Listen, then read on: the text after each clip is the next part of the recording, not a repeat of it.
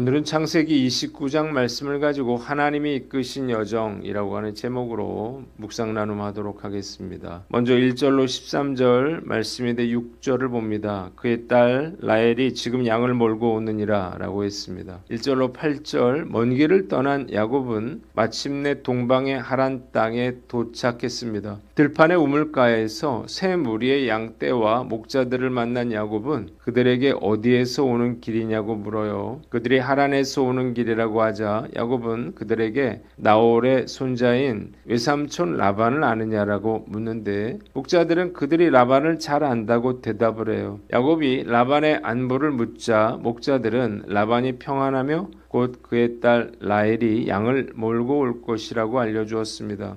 야곱은 해가 아직 중천이니 물을 먹이고 다시 풀을 뜯기라고 권하지만 그들은 모든 양떼가 모여야만 우물 아귀에 큰 돌을 옮기고 양떼에게 물을 먹인다고 대답을 해요. 9절 야곱이 목자들과 말하고 있을 때에 라반의 딸 라헬이 양떼를 이끌고 나타났습니다. 그러자 야곱은 직접 우물 아귀의 돌을 불려내어 외삼촌의 양떼에게 물을 먹이고 라헬에게 입을 맞추고 울며 라헬에게 라반이 자신의 외삼촌이며 자신은 리브가의 아들임을 밝힙니다. 라헬로부터 소식을 전해들은 라반은 즉시 달려나와서 야곱을 안고 입을 맞춘 뒤에 자기 집으로 야곱을 데려갔고 야곱은 지금까지 있었던 일들을 다 라반에게 이야기했습니다. 본문이 우리에게 주는 교훈이 있는데 하나님의 인도하심을 믿고 맡기라는 것입니다. 하나님은 약속대로 야곱과 함께 하셨고 그를 무사히 하란에 도착하게 하시고 라헬과 만나게 해 주셨습니다. 야곱이 장차 자신의 아내가 될 라헬 및 외삼촌 라반과 상봉하는 장면은 아브라함의 명령으로 이삭의 신부감을 구하기 위해서 하란으로 왔던 아브라함의 노종 엘리에셀이 리브가를 만난 장면과 비슷합니다. 엘리에셀이 우물가에서 기도를 마치자마자 리브가를 만난 것처럼 야곱도 우물가에서 약속이나 한 것처럼 라헬을 만난 거예요. 약속을 하지 않고 먼 지역으로 가서 내가 만나려고 했던 사람을 우연히 만날 확률은 과연 얼마나 될까요? 거의 불가능할 거예요. 이것은 우연한 일이 아니라 보이지 않는 손길로 그들을 이끄신 하나님의 인도하심의 결과였습니다. 마찬가지로 오늘날에도 역시 살아계신 하나님은 성도의 삶의 배후에서 일일이 섭리하셔서 모든 것이 합력하여 선을 이루도록 역사하신다는 사실을 믿으시기를 바랍니다. 우리의 만남이 우연히 이루어지는 것처럼 보이지만요. 실제로는 하나님의 섭리 가운데 이루어지고 있는 것입니다. 일상의 만남과 사건 속에서 하나님의 인도와 섭리가 있음을 우리는 기억해야 할 거예요. 잠언 16장 3절에 너희 행사를 여호와께 맡기라 그리하면 내가 경영하는 것이 이루어지리라고 했어요. 여기서 맡긴다라고 하는 말은 문자적으로 굴려보낸다라고 하는 뜻이에요. 즉 모든 일의 주도권을 인간 편에서 하나님께로 굴려보내라고 하는 의미예요. 한편 라틴역에서는 이 구절을 내 행사를 여호와께 보여라 라고 번역하고 있는데요. 이것은 마치 어린아이가 부모에게 자신의 생각을 온전히 내보이고 도움을 요청하듯이 그렇게 하나님을 의지하고 맡기라는 거예요. 왜냐하면 일의 성취가 하나님의 주권 아래 있기 때문이에요. 하나님께 맡기면 하나님께서 인도해 주십니다. 하나님께 온전히 맡기기 위해서 필요한 것이 있는데요. 첫째로 나의 명철을 의지하지 말라는 것입니다. 나의 지식과 경험을 의지해서는 안 됩니다. 내 생각에 사로잡히면 절대로 하나님을 온전히 의지할 수가 없기 때문이에요. 둘째로 세상 사람들의 말에 마음을 빼앗기지 말라는 것입니다. 미래에 대해서 정확히 알 수 있는 사람은 단 한 사람도 없습니다. 때문에 세상 사람들의 말은 그냥 참고만 해야 하는 거예요. 내가 하나님께 모든 것을 맡겼다는 것을 무엇으로 증명할 수 있을까요? 바로 평안이에요. 온전히 하나님께 모든 것을 맡긴 사람은 불안해하지 않습니다. 내가 애쓴다고 다 되는 것도 아니고요. 그렇다고 안 되는 것도 아니에요. 그러나 우리가 하나님을 온전히 의지하기만 하면 도저히 승산이 없어 보이는 일도요.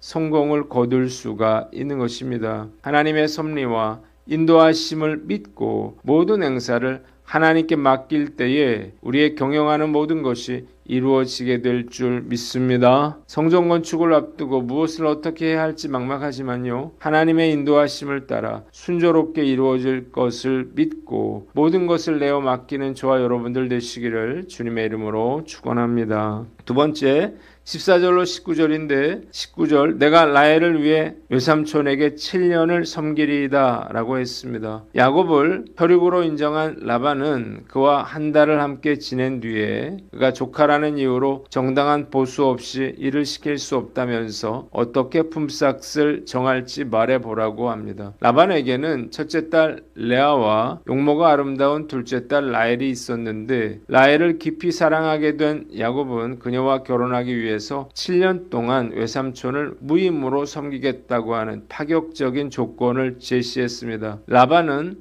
라헬을 모르는 사람에게 주는 것보다 혈육인 야곱에게 주는 것이 더 낫다고 판단하여 이를 수락하고 함께 살자고 말했습니다. 본문이 우리에게 주는 교훈이 있는데, 연단을 통해 쓰임받으라는 거예요. 누이 리브가의 아들이 왔다는 소식을 듣고 우물가로 달려나온 라반은 야곱을 보고 적잖이 실망했던 것 같아요. 이전에 많은 재물을 가지고 온 아브라함의 종과는 달리 야곱이 빈털터리로 그를 찾아왔기 때문이에요. 당시 남자가 결혼을 하기 위해서는 신부 측 부모에게 결혼 지참금을 지불해야만 했습니다. 딸이 출가하면 여자의 집에서는 그만큼 노동력을 잃게 되기 때문이에요. 그런데 결혼 지참금은 돈뿐만 아니라 그에 상응하는 노동력도 가능했습니다. 그래서 당시 결혼 지참금이 없었던 야곱은 돈 대신에 7년간 자신의 노동력을 제공함으로써 라헬의 몸값을 대신하려고 한 거예요. 사실 야곱은 이럴 필요가 없었죠. 아버지 이삭은 하나님의 축복으로 거부가 되었기 때문이에요. 문제는 자신이 아버지와 형을 속였다는 거예요. 그는 이 일로 인해서 아버지로부터 어떤 도움도 받을 수가 없었습니다. 라반은 야곱을 조카로 생각하기보다 힘 좋은 일꾼으로 여겼고, 그래서 야곱에게 딸 라헬을 주는 대가로 야곱과 7년간의 노동 계약을 맺는 것입니다. 그러나 라반은 결코 만만한 사람이 아니었어요. 야곱을 속여서 14년간 그를 부려먹은 것입니다. 하나님께서 야곱을 라반 밑에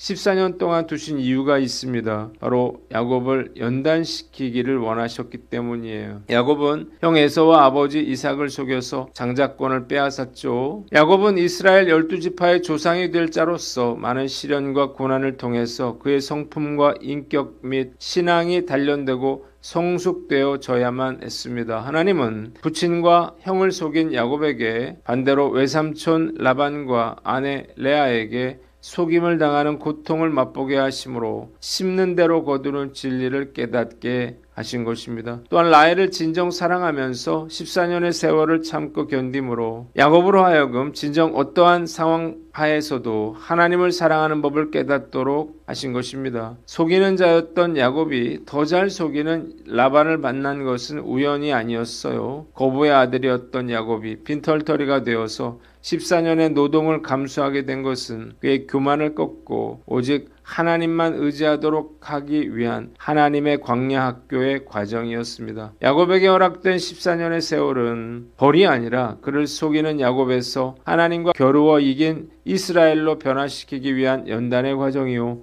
축복의 통로였습니다. 하나님은 사랑하는 자를 연단하시는 거예요. 저도 돌아보면요, 많은 연단의 과정을 겪어야만 했습니다. 저는 고난을 통해서 겸손해졌고 하나님께 순종하는 법을 배웠고 말씀과 기도의 사람으로 변화되었습니다. 제가 생각해도 정말 많이 달라진 것 같아요. 그런데 시간이 오래 걸린 것 같아서 너무 죄송한 마음이에요. 좀 더 젊은 나이에 이런 연단의 과정을 통과했더라면 얼마나 좋았을까 생각을 해봐요. 그러나 정말 감사한 마음뿐이에요. 욥기 23장 10절에 그러나 내가 가는 길을 그가 아시나니 그가 나를 단련하신 후에는 내가 정금같이 나오리라고 했습니다. 이 확신과 믿음을 가지고 철저하게 하나님께 순종함으로 하나님의 뜻과 계획하심에 쓰임받는 저와 여러분들 되시기를 주님의 이름으로 축원합니다.